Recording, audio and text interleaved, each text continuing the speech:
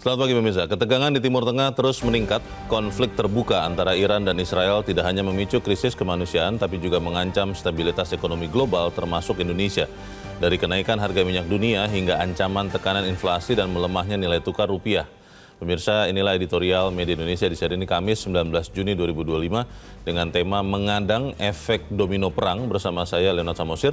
Dan Anda semua para pemirsa juga bisa ikut menyatakan pendapat Anda nanti dengan menelepon nomor telepon 021 583 99 100. Dan pemirsa, pagi ini telah hadir bersama saya anggota Dewan Redaksi Media Group Arief Suditomo. Mas Arief, selamat pagi. Pagi Leo. Sehat-sehat Mas? Alhamdulillah. Ini kita harus sehat betul karena kita belum lepas dari efek perang tarif ya yang dilakukan antara Amerika dan Tiongkok. Sekarang kita sudah melihat lagi ada perang Israel dan Iran. Sebetulnya kalau melihat persiapan yang dilakukan pemerintah Indonesia, apakah kita bisa menghadang efek domino perang ini? Atau memang masih ada beberapa hal yang harus lebih diperhatikan, Mas Arief? Ya, kalau kita lihat beberapa seruan khususnya yang datang dari Presiden sendiri di mana ada semangat misalnya kemandirian pangan, di mana kita melihat bahwa kemandirian pangan itu kan merupakan salah satu hal yang harusnya bisa menyelamatkan kita dari praktek buang-buang devisa gitu ya. Bayangkan kalau misalnya kita masih amat sangat bergantung dengan impor untuk pangan, yang mana itu merupakan salah satu hal yang tidak bisa menunggu, itu kan masih menjadi salah satu hal yang memperberat APBN kita. Bisa dibayangkan Leo, ini apa yang terjadi di Iran dan Israel, apalagi yang berkaitan dengan geographical crisis di Selat Hormuz, itu kan merupakan salah satu hal yang membuat kita sangat-sangat harus memitigasi hal ini. Bayangkan satu rudal saja, nanti kalau bisa itu menghantam satu tanker, itu semua aktivitas angkut minyak akan berhenti. Padahal ada 21 juta barrel yang lalu lalang situ. Lalu itu akan terkait dengan pasokan yang akan datang dari Kuwait, Irak, Iran, Qatar, Oman, UAE, Bahrain. Itu akan terhambat dan ujung-ujungnya nanti kita akan mendapatkan sebuah situasi di mana global market crash, resesi, dan kalau di Indonesia nanti inflasi bisa meroket, subsidi membengkak, defisit APBN tambah besar lagi, dan yang paling itu adalah penurunan demand global dari situ yang pada akhirnya kita harus rasakan semua. Jadi mitigasinya harus kita urut dari hal-hal yang sangat sangat signifikan. Misalnya kita jangan buang-buang devisa dari hal-hal yang sebenarnya kita bisa bangun di dalam negeri, misalnya sektor pangan.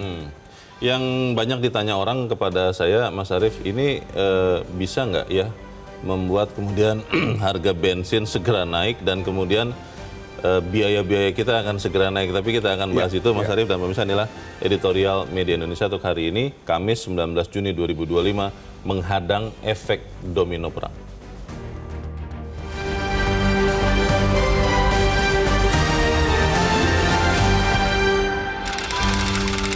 Mengadang efek domino perang.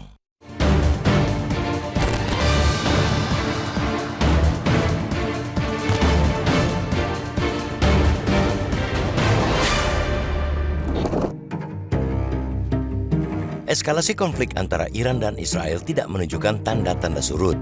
Perang kedua negara ini tidak sekadar memberikan kejutan bagi masyarakat internasional, tapi juga memicu kekhawatiran bakal menjadi preseden buruk bagi konflik kawasan yang lebih luas. Situasi saat ini masih tidak terkendali karena kedua negara terlibat dalam aksi saling balas. Seruan untuk menahan diri dari berbagai negara belum berdampak untuk memaksa Israel dan Iran menghentikan perang. Belum juga ada pihak-pihak yang berdiri di antara dua negara yang telah lama bersitegang ini untuk menawarkan jalan tengah demi mencari solusi. Konflik terbuka Iran-Israel ini juga tidak bisa dipandang sekadar perselisihan dua bangsa. Keduanya telah lama terlibat dalam konflik politik, ideologi, dan perebutan pengaruh di kawasan Timur Tengah dengan Israel selalu tampil dengan sokongan negara-negara Barat dan Amerika Serikat. Eskalasi aktivitas militer antara keduanya bukan hanya berdampak pada kawasan tersebut, melainkan juga memicu ketidakstabilan global bagi Indonesia. Ancaman itu terjadi terutama di sektor energi dan keuangan, tekanan terhadap nilai tukar rupiah, serta meningkatnya tekanan inflasi yang bisa kian menggerus daya beli masyarakat. Pada hari pertama pecahnya perang, harga minyak dunia pun terkerek. kontrak berjangka minyak Brent naik 6,29 US dollar atau 9,07% menjadi 75,65 US dollar per barrel. Sedangkan minyak mentah West Texas Intermediate atau WTI Amerika Serikat naik 6,43 US dollar atau 9,45% ke 74,47 US dollar per barrel. Sebagai negara pengimpor minyak, Indonesia sangat bergantung pada kestabilan harga energi global. Selat Hormuz, jalur vital pengiriman minyak dunia yang berada di kawasan konflik, menjadi titik rawan yang bisa menyebabkan pasokan energi terganggu kapan saja. Selat ini merupakan jalur bagi sepertiga pasokan minyak dunia yang diangkut melalui laut yang menyalurkan sekitar 21 juta barel setiap hari. Jika harga minyak dunia terus terkerek, tekanan terhadap anggaran pendapatan dan belanja negara (APBN) juga kian signifikan. Asumsi harga minyak mentah Indonesia (ICP) dalam APBN yang sebesar 82 US dollar per barrel bisa goyah jika harga minyak dunia menembus angka 100 US dollar per barrel akibat perang tersebut. Maka beban subsidi di APBN bisa membengkak mendekati 250 triliun rupiah.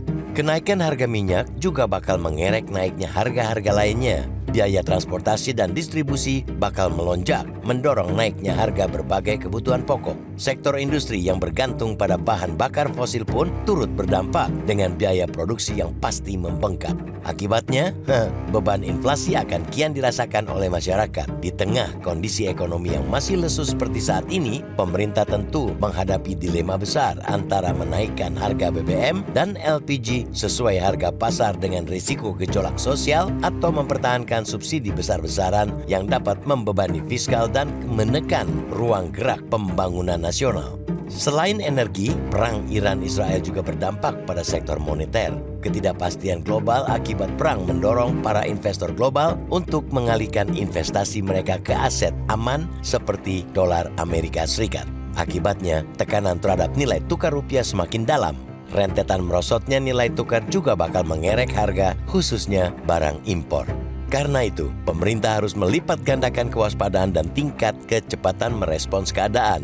Mitigasi dampak perang, baik dampak langsung maupun tidak langsung, mesti segera dilakukan. Cara-cara lama seperti terus menyangkal bahwa ekonomi kita kuat, tahan guncangan, tidak akan terdampak signifikan harus ditanggalkan. Susun rencana mitigasi yang lebih cermat, seperti apa saja langkah untuk mengatasi penurunan permintaan global dan perlambatan ekonomi mitra dagang utama. Buat kebijakan yang dapat mengamankan pasar dalam negeri dengan mengurangi impor. Perkuat sektor domestik, baik konsumsi maupun produksi, agar perekonomian tidak terlalu rentan terhadap gejolak global. Tidak tersedia banyak pilihan, tapi justru disitulah kemampuan, kecepatan, dan ketepatan penggawa pemerintah diuji.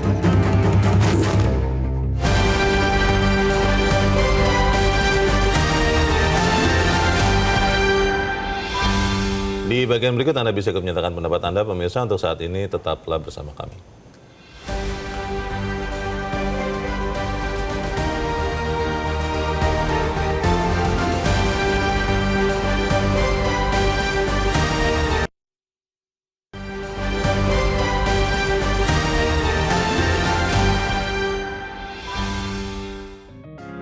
Media Indonesia mengajak Anda untuk mengakses fitur premium e-paper. Dengan sajian konten berbasis intelektual dan meneguhkan kebangsaan, Media Indonesia tampil dengan lebih dinamis melalui e-paper Media Indonesia yang dapat Anda akses kapan saja, di mana saja. Caranya mudah, download aplikasi Media Indonesia di Android atau ketik link e-paper.mediaindonesia.com atau bisa scan QR Code pada layar kaca Anda.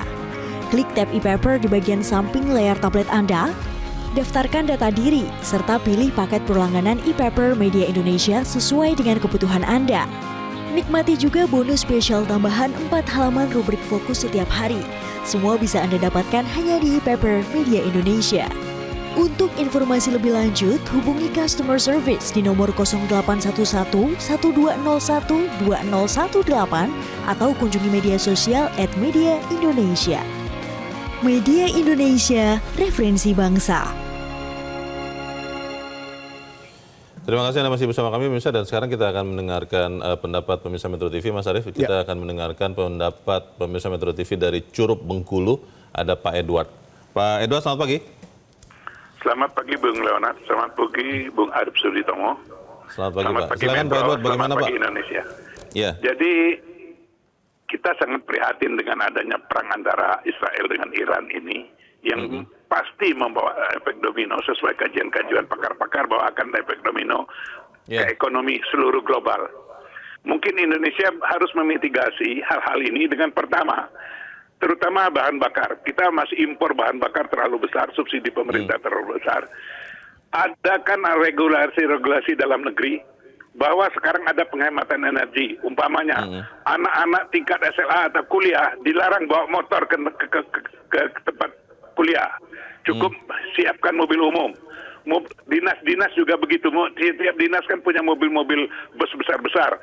Yang satu arah diangkut dengan mobil-mobil dinas sehingga terjadi penghematan bahan bakar. Yang kedua, ya, maksimalkan produk-produk yang ada di Indonesia.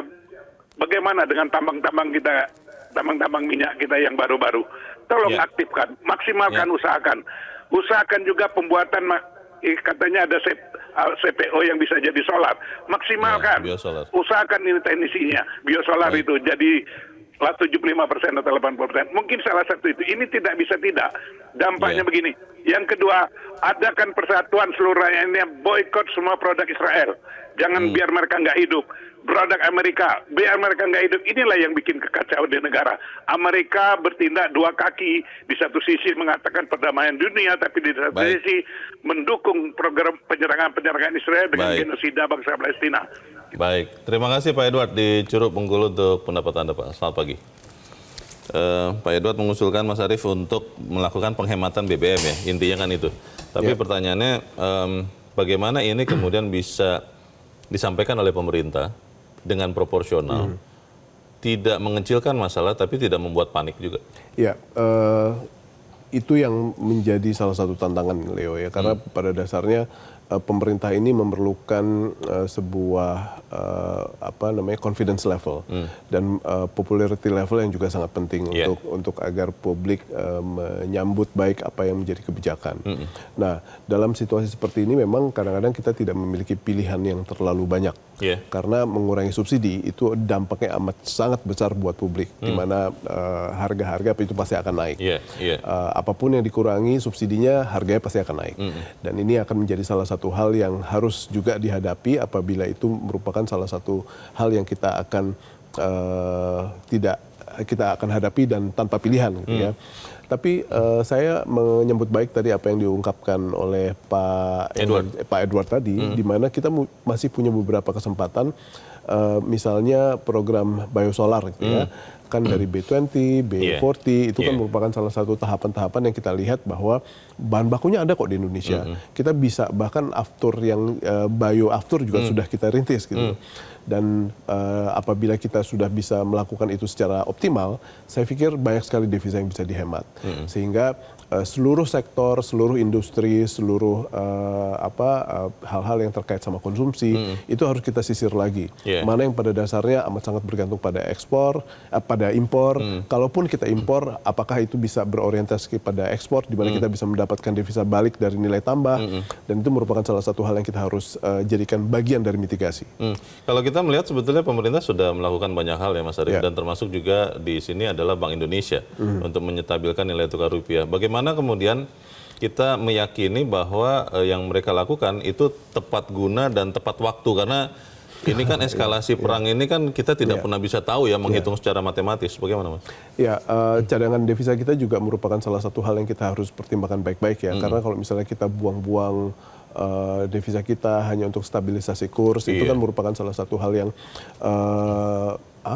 kalau dalam jangka pendek mungkin akan sangat bermanfaat. Tapi kita harus lihat cara yang lain, waktunya, kita harus cari reserve yang lain untuk bisa kita lakukan stabilisasi nilai tukar kita. Baik, kita harus jeda lagi Mas Arief, dan pemirsa tetaplah bersama kami. Editorial Media Indonesia segera kembali.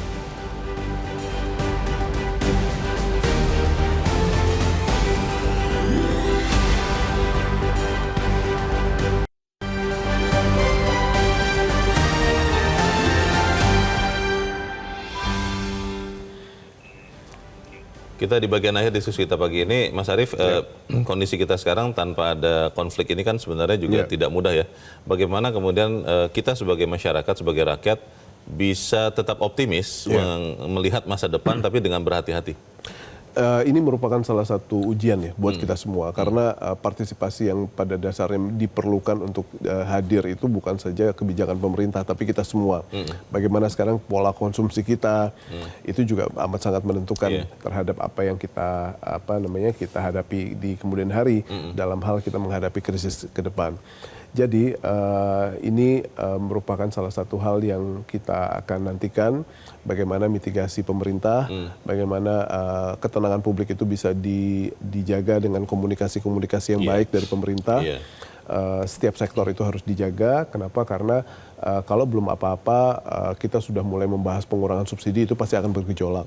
Dan ini merupakan salah satu hal yang harus dicari alternatif-alternatifnya dari mana devisa kita akan datang untuk bisa menstabilkan beberapa hal yang terkait sama perekonomian kita, makronya khususnya. Bagaimana kita bisa optimis bahwa langkah pemerintah ini akan tepat waktu, Mas?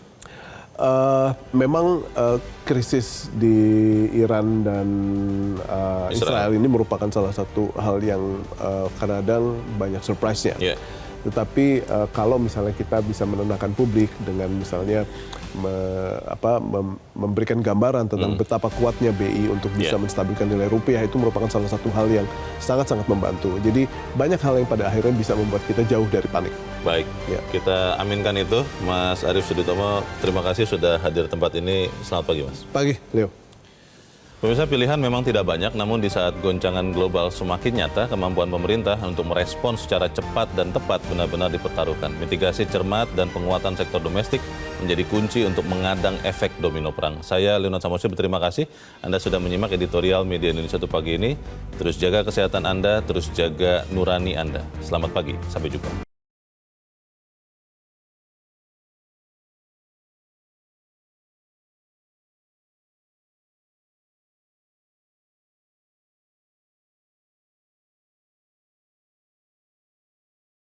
Jelajahi cara baru mendapatkan informasi. Download Metro TV Extend sekarang.